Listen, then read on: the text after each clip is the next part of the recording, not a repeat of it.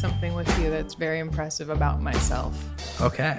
Off or on? Are we rolling? I mean, we are rolling. Then I guess on. Okay. The thing that I'm most proud of about myself, like if somebody said, what do you like most about yourself? It's the fact that I've had this water bottle. I've had this water bottle for 20 years. That is saying a lot. I mean, I use it every single day.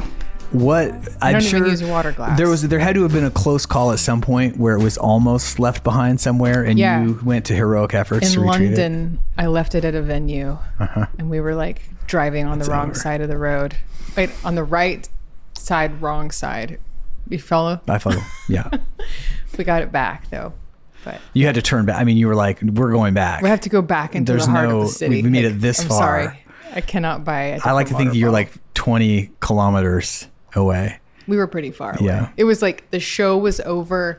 They had already switched the venue over into like dance night. There was a long line around the block, cars everywhere. Everyone else would have just been like, left for dead. It was a good run. Yeah. But I mean, how do you just let it go at that point? I will be buried with it. Like it will be. You better be now. With me. I mean, the stakes are so high at this point. Me. Lera, Lynn, thank you so much for making some time for me. Of course. I've been Thanks looking for forward the to invite. this. Yeah. Do I need to be like choking on this mic or? No, you can just be free. Jared will speak up if there's some problems. All right. I think he never has before, but there's never been any problems. So, congratulations on the new record. Thanks. It's just Comic Book Cowboy is the name of the record, and the first track you released. Mm-hmm. Second track you released. And I've been following you forever, and I want to talk about a little bit of the backstory too for fun, but let's stay in the present for now, because the present is where we're always trying to be.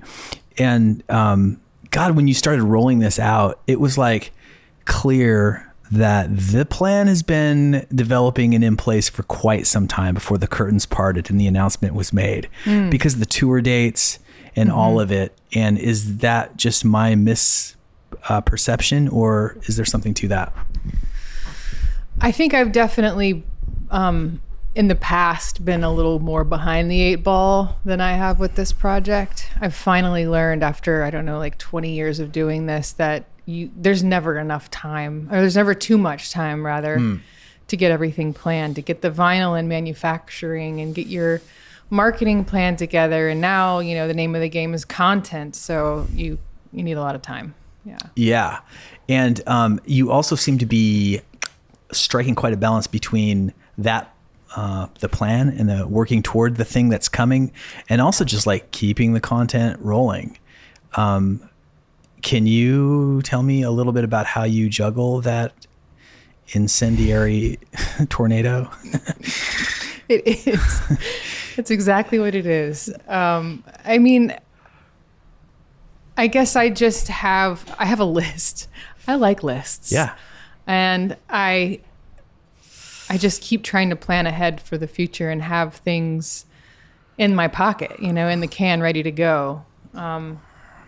Obviously, you need a lot of video content to go with your new releases and things to get people interested in them. But what happens after it's released? Most of the time, people just sort of like forget about it, even if they love it. There's just so much music. There's so much everything. Side note, I read the other day 120,000 tracks are released per day on DSPs. Yeah. And only 30,000 of them are made by humans. Right. So it's even more bleak than it was a few years ago. No, it's another rabbit hole, but I would like to analyze the mental illness impacts on that from your perspective. But I feel like that's for 25 minutes from now. Yeah. We'll keep it light in the content world for the moment. But like, do you, as far as that goes, okay, hold on a second. The lists thing. Yeah. I was just talking to my friend Paul, Paul McDonald, yesterday. And one of the things that I mentioned to him and I'll mention to you is that what I really love about this podcast and what it kind of it seems like it focuses on or circles around is lifers. And I would put you in that category as somebody who's just like, I'm fucking gonna And you know that I'm a lifer because I'm old. I think that you have to prove it. You have to have had like a few ups and downs in your career and still been in it. I think that's old, young, whatever. You're not old. I'm mid. You're mid. Yeah. You're mid old. But I'm old now, so I can say it from my elevated perspective from the future. It only gets better. Okay, so why that is because I feel like everybody when they're young, all the talented, beautiful people when they're young, you have nothing to lose and you're like, I'm going to be a star, some version of that sentence. And you just set forth and try to make your way in the world. Yeah. And you're somewhat successful or greatly successful or not successful. And at some point, whatever those categories you might achieve of those three, you look up one day and you're like, okay, maybe I'll just, this was fun. It was fun, but it's a little bit of a hard road to hoe. And I think I'm going to seek my pleasure in the lowlands now. And you sort of gracefully tap out and you go into real estate or whatever the godforsaken back plan B is. And then there's another kind of person that's just like has that same experience and even not super successful, whatever could be the category. I might put myself in that category, just like sort of successful, but you make that choice. You're just like, I'm in this. And I feel like that perspective is kind of fundamentally different in a way. Does this make any sense to you, or do you have a version of this story or perspective? I just think it's interesting how people interpret, someone else's reality versus your actual reality, because I quit actually for the last couple of years. I was just so disheartened by the touring industry, like everything after the pandemic for me. And I think a lot of people got turned upside down. I'm still struggling to identify why or articulate what exactly has changed, but it's like, I started touring heavily in 2012. I released my first record in 2011. Actually, I released a record long before that too, but we don't need to talk about that. But all is to say, I've been working at it for a while, and, touring is a grind, but it used to be that you could hit the road, with some consistency and slowly build up a fan base, and that would sustain things. You could make enough money maybe to take some time off and make another record and then start out on the road again. I mean, it takes a long time to get to that point too, but I had finally gotten there. Right before the pandemic hit. You had a groove. I took a year or two off. I had enough money saved to do that, to make a record and just like change some big life things. And then the pandemic came, and I don't know what everything has changed. I guess people were stuck inside and technology excelled rapidly. And now there's just music everywhere and so much competition. And on touring is just a different game now, any night of the week. Like, the last run that I did with my band, 2022 in the US, like every night of the week, there were multiple competing shows. I'm talking Monday, Tuesday, and every city where we went, it's like, what's up with the turnouts? What is so different about this landscape now? And all of the talent buyers are scratching their heads and nobody really knows what's going on. But I digress. No, I think that's part of it. It became unsustainable for me, and it frankly is still unsustainable for me. I like that you think that I'm a lifer. I like that it appears that way. I feel like it's important though to tell like the truth about what I've been experiencing, because I think there's so many other musicians that are also going like, how the fuck does this work? Sure. Like, why is this so impossible for me? It's impossible for most of us, Yeah, I don't disagree. And I guess by lifer, I mean, I don't know, you're free to quit at any time. And I think that even if you were to quit for 10 years, I think that there's still another Lera Lynn record in the future. Well, here's the reality that I discovered. I mean, I went to therapy for this. I was like, I can't do this anymore. I have a child at home. I'm just wasting money. I'm wasting time away from my growing child. Like, none of this makes sense, Yeah. So I'm going to quit. I'm going to work through this. I fired everybody, talked to the therapist, multiple therapists, process the whole thing, trying to separate my ego from my career and my failure from my self-worth and all these things. But what I discovered, even though I worked through that, was that my life I lost my sense of purpose. So, it's like that Gillian Welch song, Everything is free now. She just nailed it. I just got chills thinking about it. We're going to do it anyhow, and that's, I guess, the difference between the lifers, the people that realize art gives them meaning and purpose. They have to make it. And so they just find a way. That's exactly what I mean. Yeah. As opposed to a vehicle for stardom or success or money or girls or boys, or you know what I mean? It's like it's something outside of itself, or can be, and maybe is when you're a lot younger. But at some point, many of us, I think, make this decision because it is so impossible and it makes no sense. And you might as well just dig the hole and put the money in it or set it on fire, because just get over it with it, instead of have these hopes and dreams that burn slowly. And yet, you either have to do it or you don't. And if you're one of those poor, unfortunate souls who does, then you're a lifer. Yeah. And I think, is that what kind of the song Cherry Tree is about? Yeah. Yeah. Absolutely. It's about trying to walk away from it and just being totally confused by the whole thing, where I fit into the world, what success means, how to move on with my life or not. Should I, and also it's about realizing that I squandered a lot of time and energy when I was a younger person. And some people would say, it's not a waste of time if you're just, enjoying yourself. It brought you exactly where you're supposed to be. Yeah, blah, blah, blah. But I feel like once you become a parent, it becomes apparent to you how much time you wasted before. Because time is so incredibly valuable. Precious. When yes, time is you're precious. a parent. How have you managed to stay creative and be a mom at the same time? Have you a secret superpower for organization? Are you ruthless about like guarding a little space of your own? How do you negotiate all that? I feel like no, I'm not. Well, I wear so many hats now, as we all do. Being an independent artist, as you know, means that you're a publicist, you're a content creator, you're sometimes a songwriter, rarely a performer. When you're lucky, yeah. You're just doing everything all the time, doing promo and ads and like bunch of boring shit that I never wanted to do. Yeah.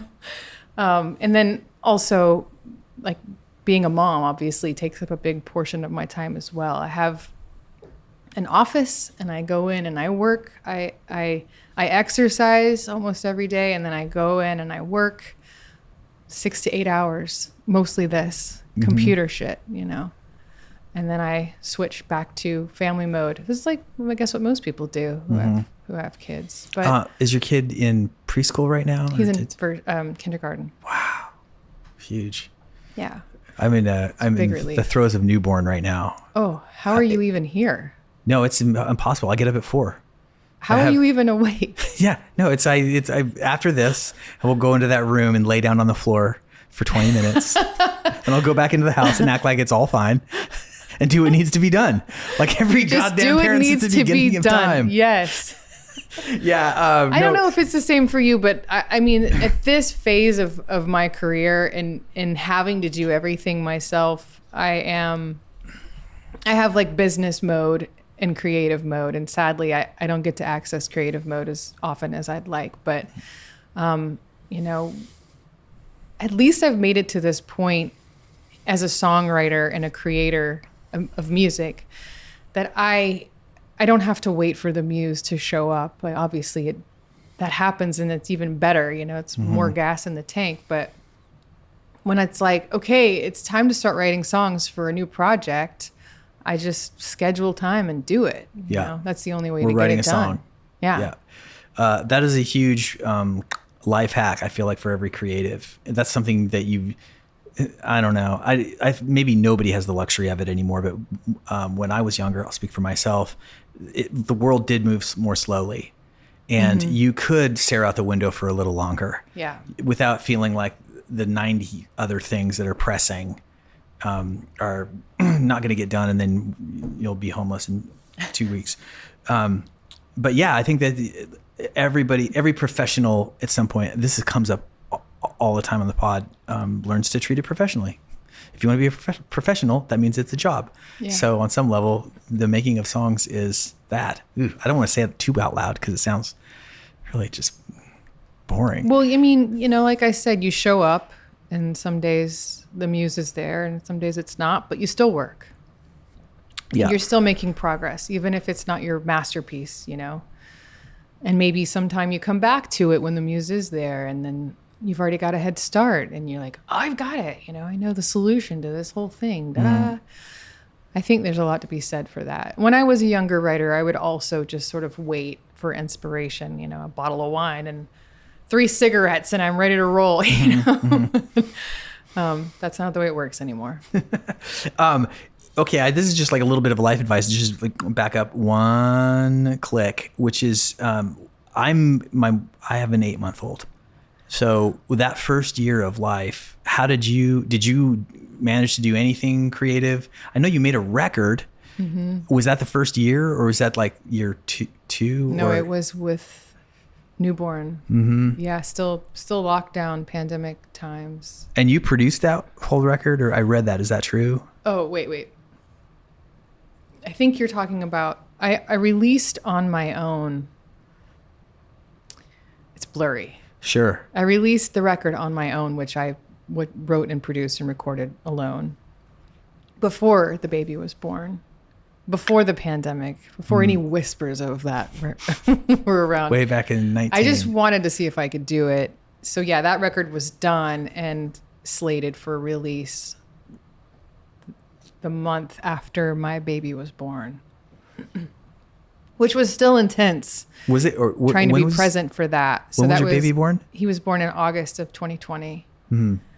Right in there.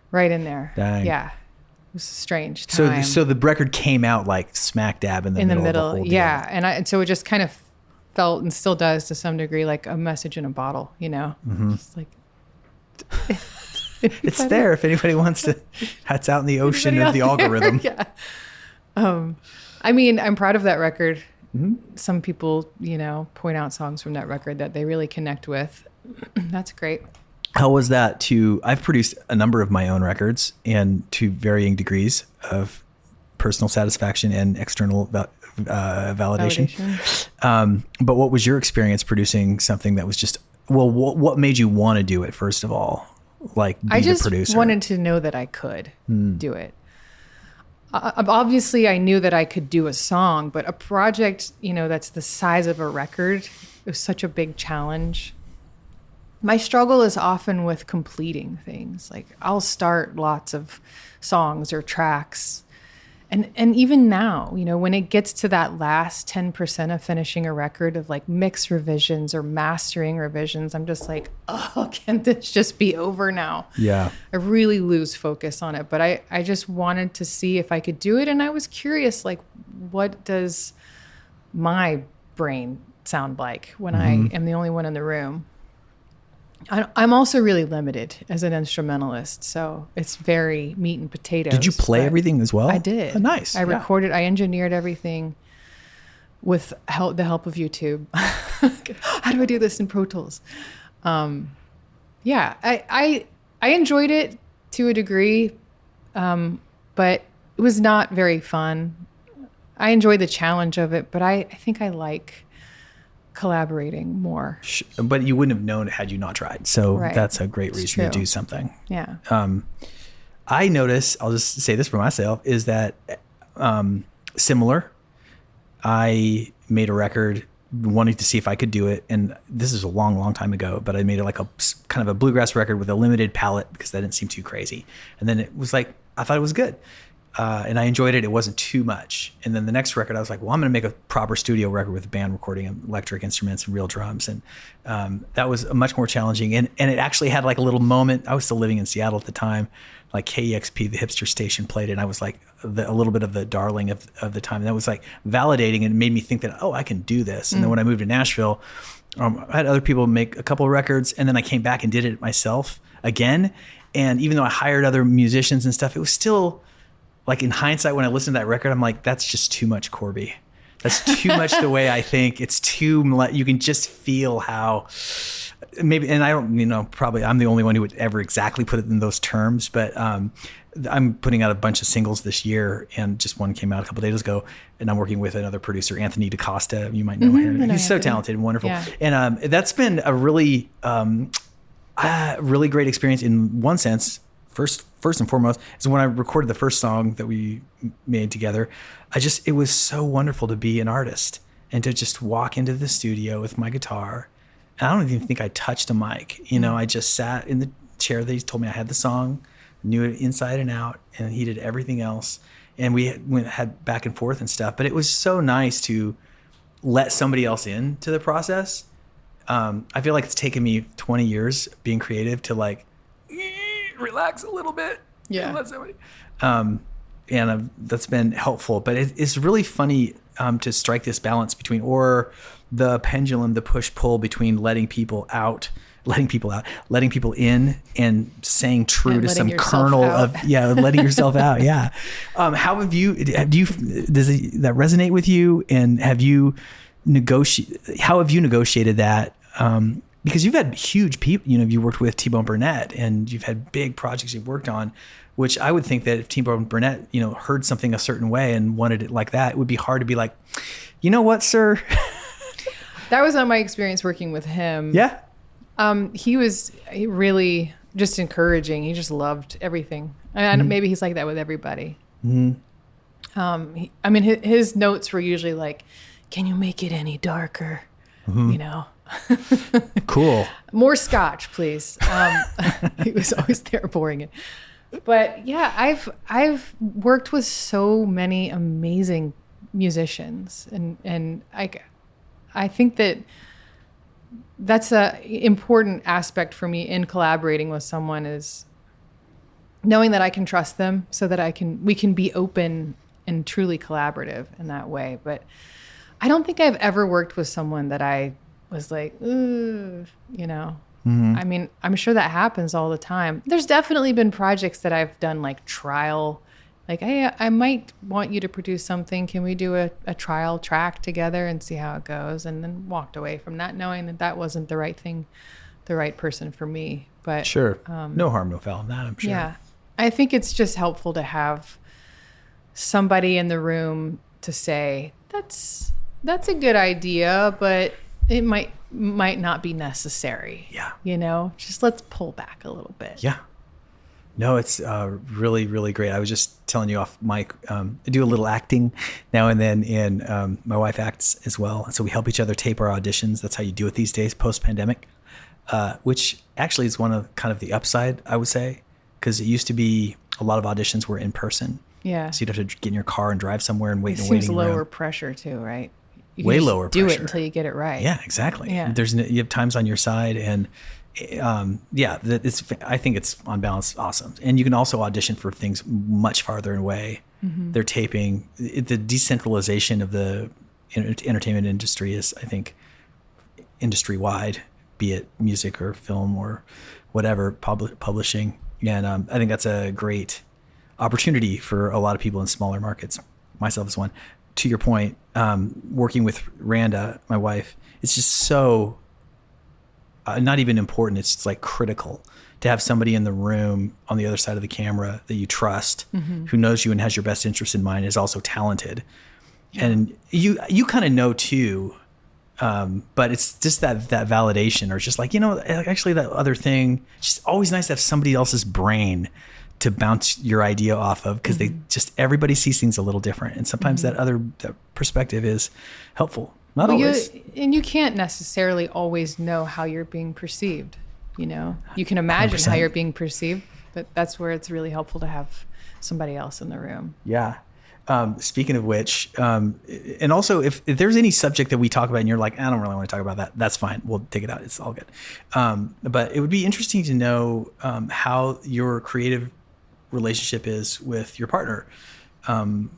Todd, he's like, it seems to be very much a part of your sound, at least in the new record. Is that fair to say? Yeah, absolutely. Is he a co-writing partner as well? Yeah, he co-wrote several songs on the record. Yeah, Todd and I have been friends since I moved to Nashville in 2012. And our mutual friend, Peter Bradley Adams, suggested him to play guitar in my band. And I had just moved to Nashville, like I said, and we did some gigs together. And Todd was like, "Do you want to co-write sometime?" And I was like, "Ew, co-write? No." Yeah. I came from Athens, Georgia, where like that's just not a thing as much there. At least It's not a thing anywhere. In my experience. Except really? Here. I feel like maybe LA and New York, but no. I mean, when you get into like big time pop, like co-writing is definitely part of it times 10. But that was my first experience, and I remember thinking that he was he would just throw out any idea. I mean, I was embarrassed for him, some of his ideas they're so cringe, but that's so great though, that you could just, because that's what you have to get over as a co-writer. Yeah. The fear of sounding stupid, because you do sound stupid. And he's just that person in general, he's just such an open person, open heart, open mind. Like he can listen and find the good aspects of any music, which is crazy. I'm just like, no, that sucks. And he's like, wait, this is good about that. Listen to the sound of the snare. Hear that? Yeah. Killer snare sound. Those claps were really great. But yeah, we became collaborators early on. I mean, we only wrote a couple of songs together in the beginning, and they were okay, not great. I feel like we've really stepped into what we are as a collaborative unit with this record. And how would you describe that? Like you were saying, someone who really knows you and understands you. Like we've been together for 7-ish years, and we have a 5-year-old child. Like we know each other pretty well at this point. And we've been playing music together for 13 years. So we really understand the other person's like harmonic preferences, and he knows the kind of, phrasing that I might lean towards and stuff like that. And we're kind of like one brain musically now. It's taken a long time to get there, but it's really beautiful. For the new record, we did, when we did co-writing, we would just get in the studio. Sometimes I would do like a quick drum pass and we'd build a loop from that. And then he would play guitar. I had all these lyrics that I was just like stuffing away, mostly like, poetry and prose and stream of consciousness, kind of like angry shit, because like my life was falling apart, but also blooming in other ways. It was this, weird dichotomy of experiences. But he would just sort of play guitar, and I would call through some of the stuff that I had written and top line, basically. And then we would just shape it from there. And that was a really efficient and fun way to work.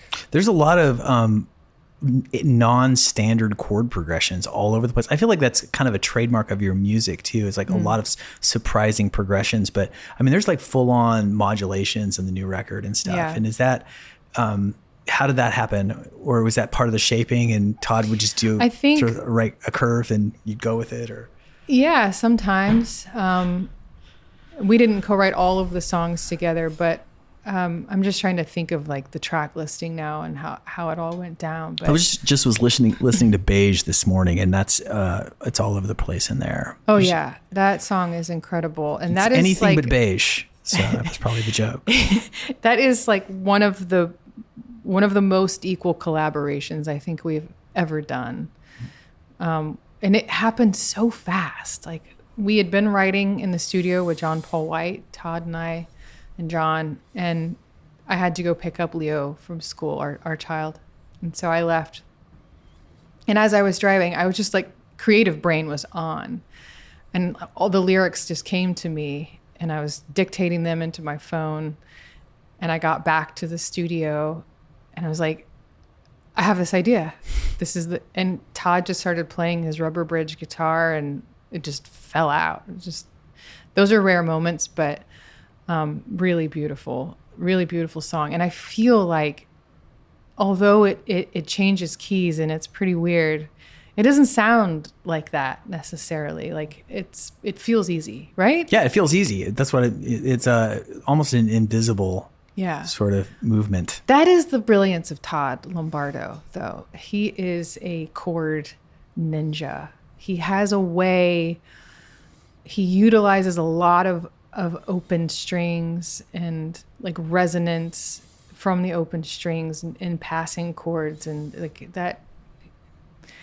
He's amazing. Well, we got to get him on the pod. Jared, make a note. No, he's he's also a famous Nashville beast. I feel like he's a very in-demand guitar player. He's played on projects of mine. I think that Tim Lauer produced. Nice. Our paths have crossed musically. I can't keep up with everything that he does. I mean, sometimes he comes home from sessions and I'm like, how was it? He's like, good. I'm like, who was the artist you were playing with today? He's like, I don't know. Yeah. Okay. That also sounds like Nashville. Yeah. I mean, this is one of the things that I always had a hard time with the co-writing deal. I noticed it first when other people would never be able to remember even the titles of very recent co-writes when they were trying to describe it. And then I noticed in myself that oftentimes when I would co-write with somebody, even if I liked the song or had a nice feeling about the session or whatever, we finished a song, if you asked me 3 days later what it was called or how to sing it, I wouldn't be able to remember. It's just a symptom of our world. It's just too much, too fast all the time. I'm working on another project with some other friends in town, and we get together only whenever it makes sense for us all, which is hard. They both tour, and I occasionally tour. And but yeah, we got together, and I was like, I have no memory of the song that we did last time. It was like a month or two ago. We didn't bounce it or anything after, so we didn't listen to it. And it was a surprise again. It's like, oh yeah, but I can't keep things like that in my brain either anymore. And like, today we were rehearsing for the tour coming up, and I'm playing the songs on this record for the first time since we recorded the record. It's been like, we finished the mastering in January. And so I think we made the recordings over the course of a year, very spaced out whenever there was time off. You record at home mostly, or you have the... Todd has a studio. Mm-hmm. Yeah. Does it have a name? Tolo Tone. Cool. Gotta have a studio with a name. Anyway, I didn't know how to play any of the songs today. It's like writing down the chords again. Yeah. It used to be so different for me. When I wrote a song, it was like implanted in my brain forever, you know? Yeah, because you were also like maybe playing it that night on a stage, and then 20 nights after. There's such an opportunity when you're just touring a lot. There's just a lot of muscle memory and repetition that goes into it. And like true. My old songs I can pick up right now and play. Yeah. Just very close to probably how I used to play them. Because you play them so many times. But like the new stuff, it just takes a while to get it back in your hands. Well, look, if we weren't also juggling everything, you know, parenthood and all of the shit that goes along with being an artist, there'd be a lot more time for committing songs to memory. Yeah. There'd be a lot more time, for just like playing music. I mean, I probably hazard a guess to say that the amount of time proportionally that you get to play music is a very small fraction of your overall job. It's so small. It's like 5%. Yeah. Yeah, absolutely. Surprise, surprise, kids. I saw an Interview magazine post the other day. It was a porn star. I can't remember her name. I'm not well versed in porn stars, but she was like, I'm sad that like 90% of my job is social media and 10% is sex. And I was like, yeah, girl, I feel the same. Yeah, I mean, it's probably every creative person nowadays. I just feel like the industry, our jobs, it's all a self-checkout line. It's like this thing, we all have the same thing now. It's the same opportunity. And it's like, how do you use this thing and the little things that are in this thing to make your loud sound cut? It's like, it's really crazy. It used to be that you had to have a coveted piece of outboard gear to get exactly that reverb, which was so awesome if you were one of those few people that were good enough that you could afford, or somebody bankrolled your opportunity to use that piece of amazing equipment. Yeah. And that is so fundamentally different. I think about that a lot. Like, what is precious anymore, you know, music or otherwise? Because very few things are precious now. You know what I Yeah, mean? I saw an ad for Suno, the AI music app, recently. Seen it. And this guy's like, I've got 2 chords and this melody that's like, it's horrible singing. And he just dumps it into Suno and it spits a song back out at him. And I love reading the comments on posts It's like funny. that. Yeah. You know, and people are like, you dump soulless garbage in and you get soulless garbage out. I'm like, you know, it's fun for me to read that, obviously, because I'm a songwriter and an independent artist. But is that how most people perceive it? I don't know. I think that I read once a long time ago, and I was reading this history of classical music, and it's a common complaint with people. I'm not even a classical aficionado, and I know hardly anything about it. I should know a lot more, given I've read one book. But it was, you know, there's a lament in classical music community of like, it's so few people that really appreciate this incredibly beautiful music, you know? And I can understand that even from afar. I'm just like, I don't know, like virtuoso violin, that is really special because it's so hard to do. And when you see it in a room, I've only seen like a world-class violinist one time at the Nashville Symphony, and it was a thing to remember. I felt like I was sitting in the presence of something transcendent, like very special, like very precious. Anyway, there's this lament, like how come more people don't? And this book was like, actually, like it's always been a very small fraction of the population that's enjoyed classical music. It probably will always be that way. And I think of music like maybe what I do, maybe what you do, people that like really like artists, people who just want to know what singer-songwriters have to say and how they do it. It's probably never, I'm not boxing you in or your career or any of our careers or anything like that, but there will always be a kernel of the population that just is fascinated with people who can write songs and play music. And we're always trying to expand that presence. But I think that there's most people that listen to music are just like some variation of Soccer Mom, which is why country music is the way it is, because they just don't care. And I'm not even blaming them. You know, it's like life is busy.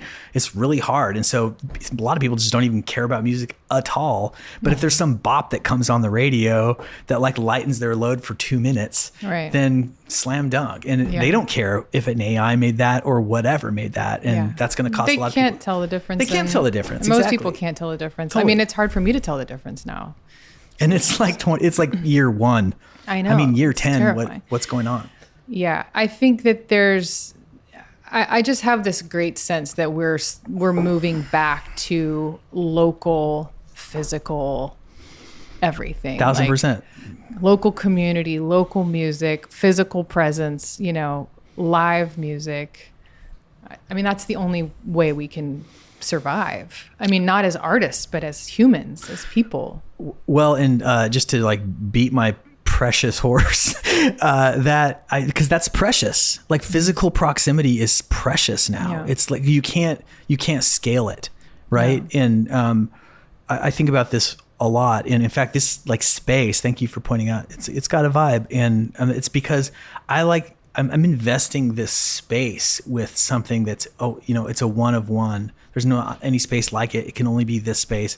And we had like actually our first show here. We had my friend Mare and Anthony DaCosta, and we had 40 people. It's a house concert. Nice. It actually like sets up. There's a green room right there. There's a bathroom on the other side, and it was like such a special night because it was people in a room enjoying music together. Mm-hmm. And I'm just like, I will always savor that. And that's my like mission, or maybe if a crusade, to just get people to go out and see live music and try to like, it's so special to see it. And maybe it's because I didn't grow up near clubs. I'm like a country kid from the potato patch. I think I saw my first concert when I was 20 years old, probably 18 maybe. And it was like, it just blew me away. And I'm still that kid, like every time I see, especially a great show, but even like a mid show, I just love seeing people try on our stage and take the chance and just fucking put themselves out there. God damn, it's hard to do that. And if you can do it like with elan, then man, you got the wind. May the wind be at your back and fill your sails all the way full. Anyway, but yeah, I think you're right, and I think that it's going to be a really interesting thing to see how humans adapt to revaluing themselves. Maybe would be a way of putting it. Because now like the AI stuff already that comes in the phone, it's like, you can do this and you can do this and you can do this. And like, maybe there's a bunch of people that really care about that. And like, oh wow, I can just say like, make an Asian girl with bunny ears walk through a meadow at midnight in Georgia. And then it does it. And I find that to be an utterly meaningless activity. And I think that's probably going to be a lot of people. Who knows? Just riffing. It's all speculative from here. There's a lot to say about it. It's the unicorn conversation. Yeah, days, I even hate saying the word anymore. It's like I honestly don't care. I don't think about that shit, and I try not to live there. This isn't not that. I like to do things that AI cannot do. I think that's the secret. Well, it'll eventually be able to do everything. It's not going to do this though. You and me. It can do a facsimile. It can do a facsimile of you. AI. What's that? People are falling in love with AI. That's sure, but they're not. Well, I mean, I'm just saying, your actual soul and your person of Lera Lynn sitting in this room cannot be duplicated. And this conversation, you could make it up. You can make up a version of what we might say together, but what's actually transpiring between these two people right now cannot be duplicated. I mean, it's such an interesting conversation, and this is not what our podcast is. Yes, because I mean, what is consciousness? How do you define that? Yeah, I mean, I think that is... Is it electricity? Is it electrical impulses? Because that's AI, right? Sure.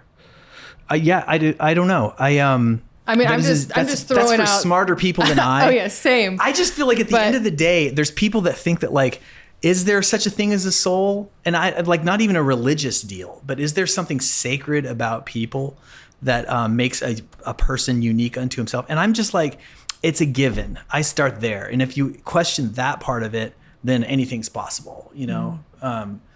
But it's like AI cannot have it cannot be born, you know? It can't have experienced like coming out of your mom's womb or being a mom and seeing that. That's all crazy graphic. But it's just like these kind of like seminal essential human experiences like AI cannot do. Maybe it can do some version of it, but I don't know. It's just like, fuck you, AI. It's like, you'll never be me. That's a meme. It's just like, fuck you, AI.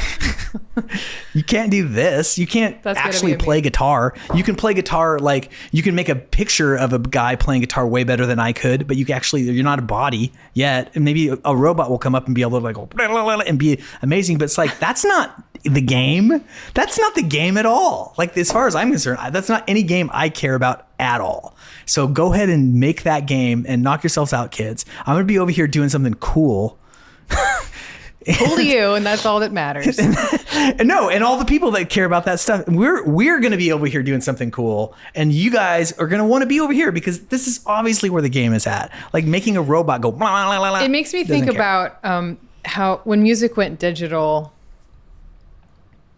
well, then suddenly people started getting interested in vinyl again, which is like the bulkiest, most cumbersome, sensitive, heavy. Yes. Like I've melted lowest a few quality. Yeah. On accident at the back of my car. Yeah.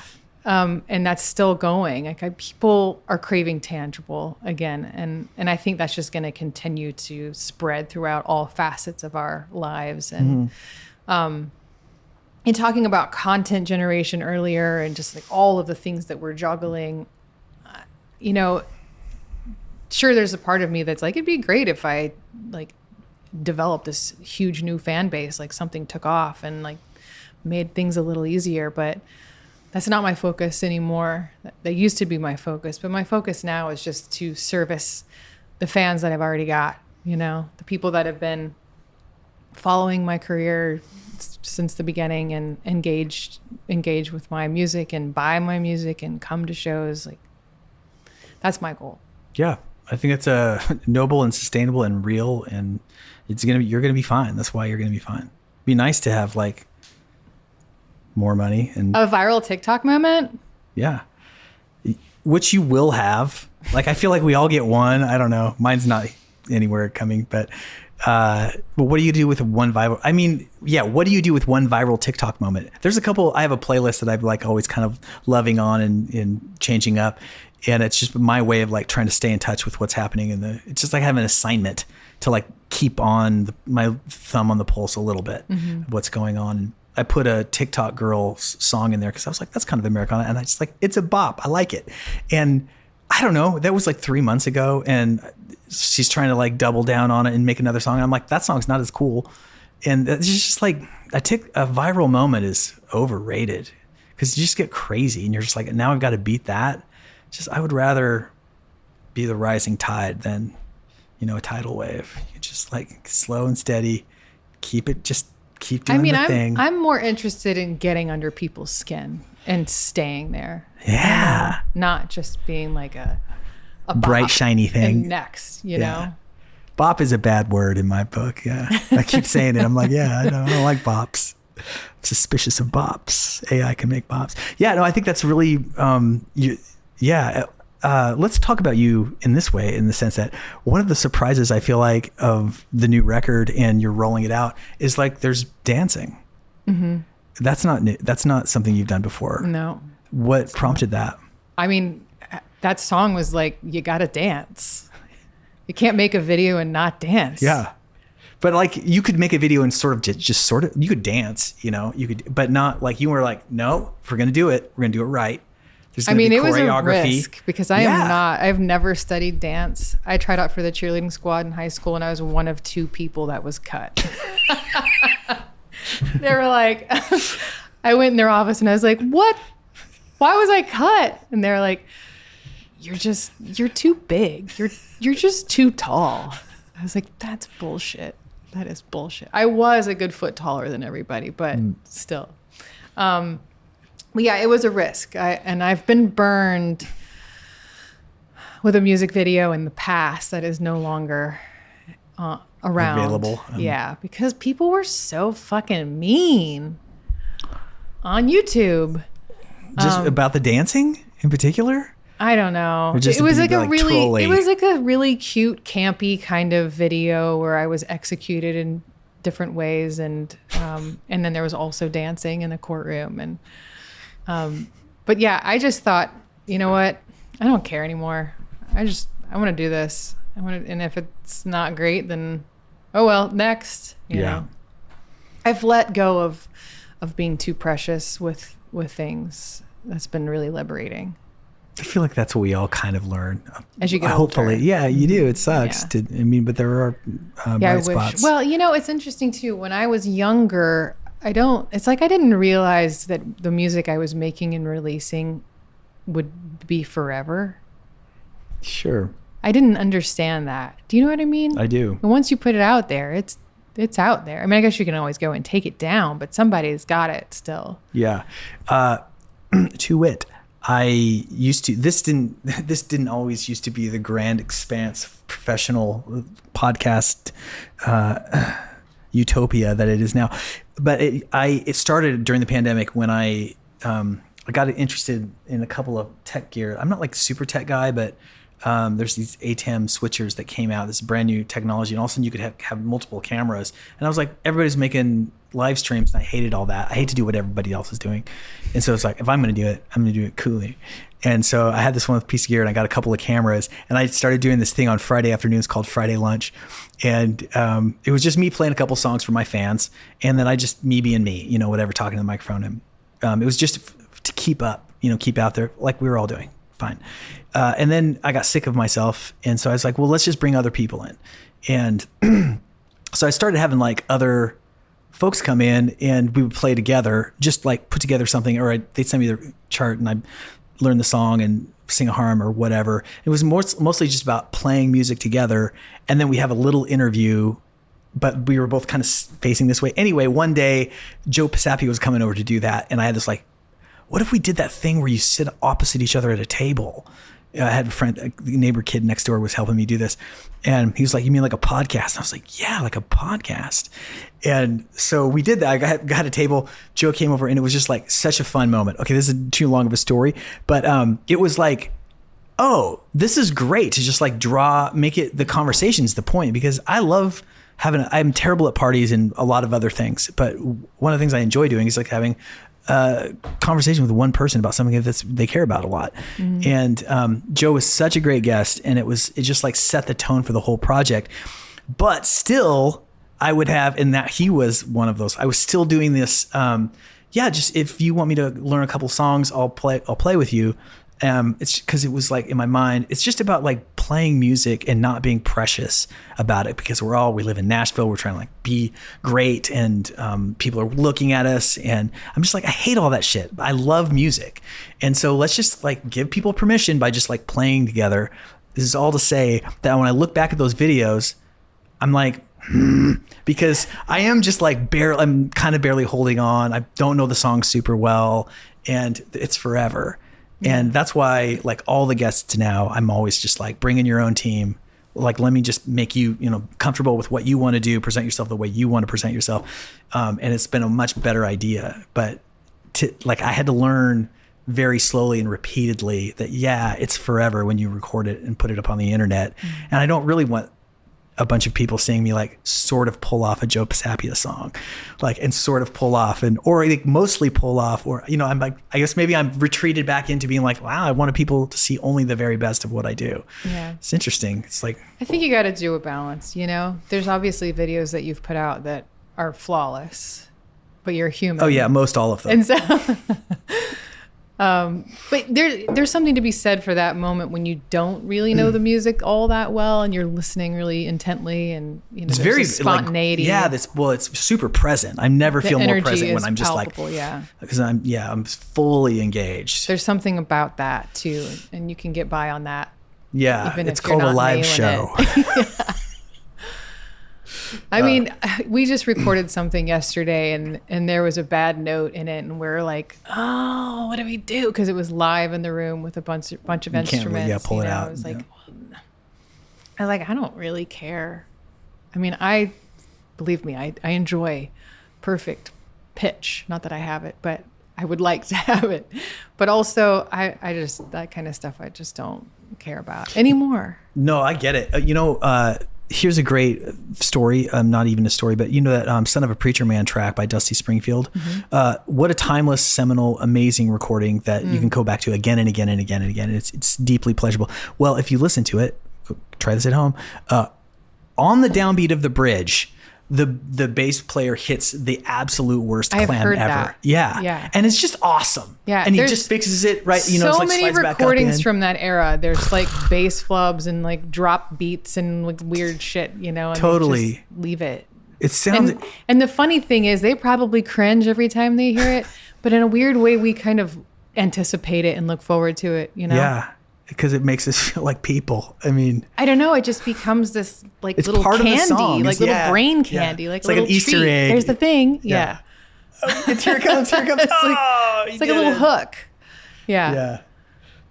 Cool. Here's some more mistakes and like leaving things alone. And it's so hard to do that. That was one of the things about when I was producing stuff that left to my own devices. Like I can run a Pro Tools session and a Logic session, and I, can edit, and it just gets very difficult to not fix the thing. Like the note that's like a little out of tune. You're like, should I touch it? Should I not? I'm not going to. And you won't until the 50th time you hear the song. You're like, God damn it. I think pitch is such a subjective thing.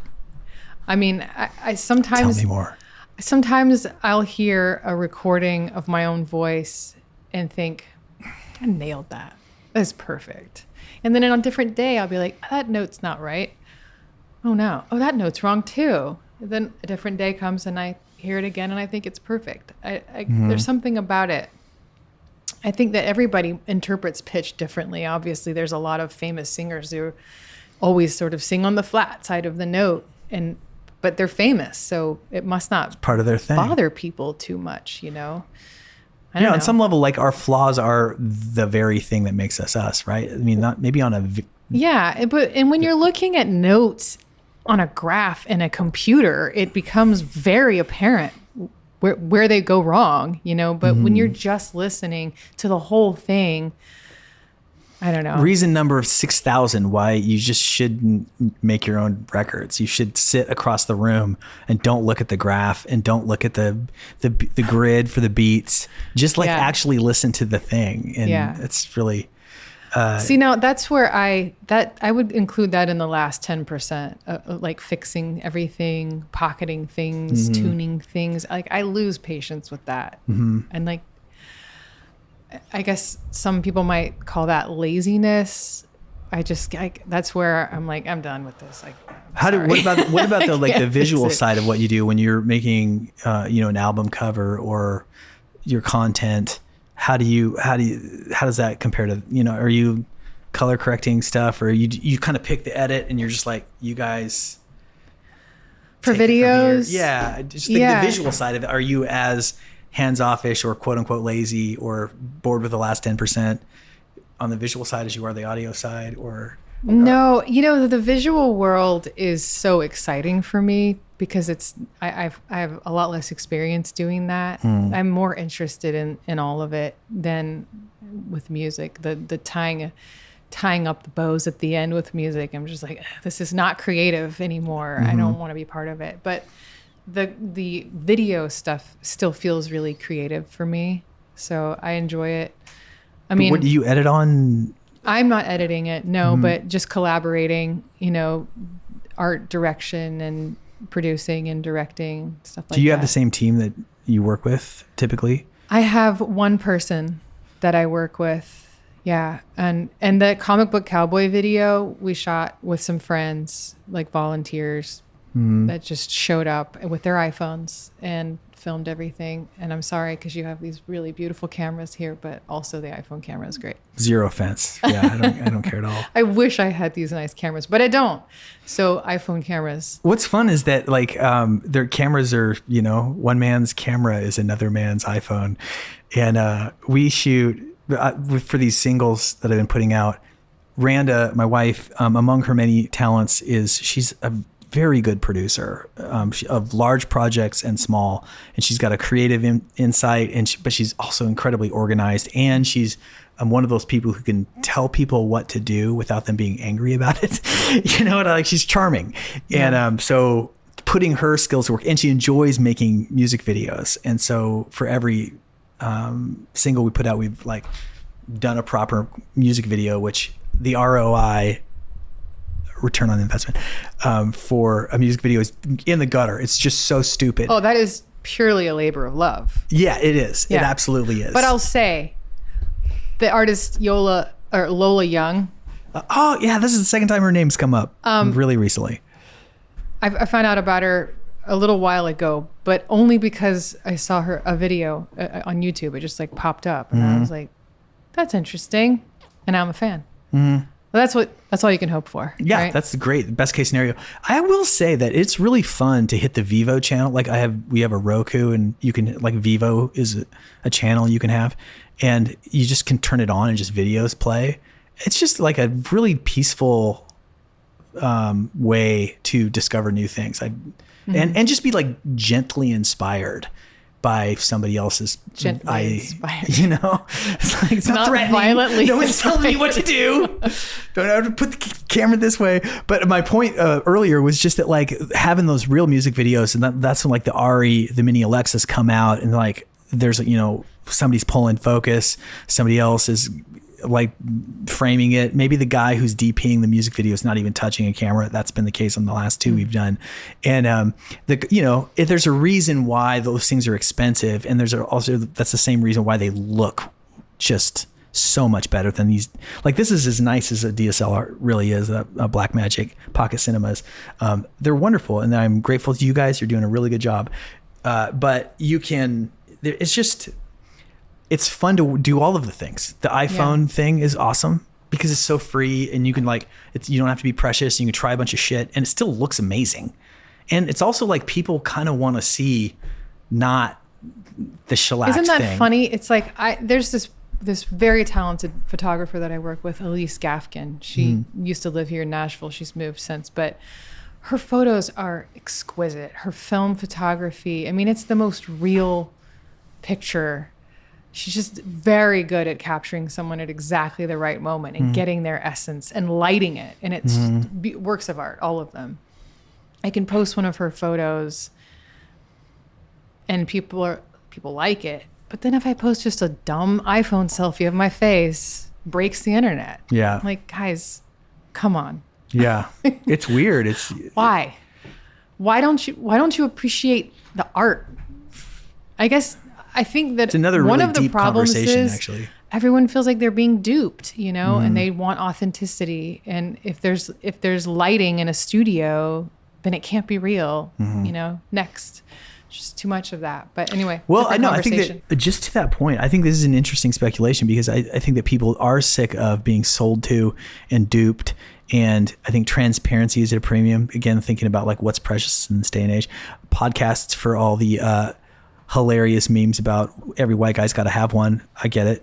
It's funny and stupid. The thing that is cool about them and why people like them, why I like them, I'll just speak for myself, is that it's impossible to be anything other than yourself in an hour long conversation. And I think that's really attractive to people. It's attractive to me. And so I think there's something similar about that, that we're all trying to figure out. Like, art is a way of like obliquely presenting your heart. It's like you're not sitting there in front of somebody like telling them how you feel and right. like, because that's gross and nobody wants to see that. But if you put it in like a nice way, in a way that's like relatable, and there's like a little bit of distance there that welcomes somebody else in, that's where we're all living. And but there's in that distance, there's so many ways to manipulate that are false, and it's fraught, I guess I would say. And that is a really tricky thing to negotiate, I think, for all of us. I'm just like on the other side of the user. I like seeing somebody just take a picture of themselves too. I think I'm more attracted to that in a swipe, because it's just like, that's them. Even though there's probably super manicured in a way, and they took 700 pictures to get that one. I don't know. I know that's how it is for me, but anyway. Well, yeah. And I mean, you were saying like, how do you keep the balance of content, and just to take it back to the beginning, there's the art, the videos, the art photography, but like, it can't be all that. Well, cause I can't afford that. I don't have enough time or money for that. But also like people like I think a mixture of both. They like to engage. And so when I run out of content, it's just the face that gets it done. Yeah, no, it's awesome. Well, you got a nice face too, so that does its own thing. Thank you. I can't wait to see where this is all headed. You're playing. I think I'm going to time this release, if it's cool with you, for maybe right before that analog show in Nashville. Okay. Just to I'm sure it'll sell out, or if it's not already. It's not yet. It will be. I love that venue. I haven't played there yet. Have you been there, though? I've been there, yeah. Yeah. It's kind of funky in that one, because it's like along the long wall. But God, the vibe feels so great. Also, the last one I went to, like 2 years ago, I went there, and it's a nice room, and they were serving drinks in plastic cups. And I was like, this is not a consistency you wanted. So it was boo. And last time I went there was a couple of weeks to see my friend Jason Carter play. And they served me a drink in a proper glass. So it's come a long way, baby. And I'm really excited for this. I mean, you're working your ass off, and I feel like I'm inspired by you, and that's why I've reached out. Thanks. And by the music, by the visual stuff, by your work ethic, by your legacy. You've been at this for a minute, and I've loved the new tracks. I've only heard the 3, and I can't wait to hear the rest. So, thank you. The record comes out September 19th. Cool. So it'll just have come out. And if you haven't heard it yet, you must ASAP. Lera, thanks so much for coming by. My pleasure. Thanks for having me. More soon. The Morse Code Podcast is produced by Korby, Lenker, and Jared Hammond in East Nashville, Tennessee. Our executive producer is Randa Newman. You can find full videos for this and all previous episodes at morsecodepodcast.com.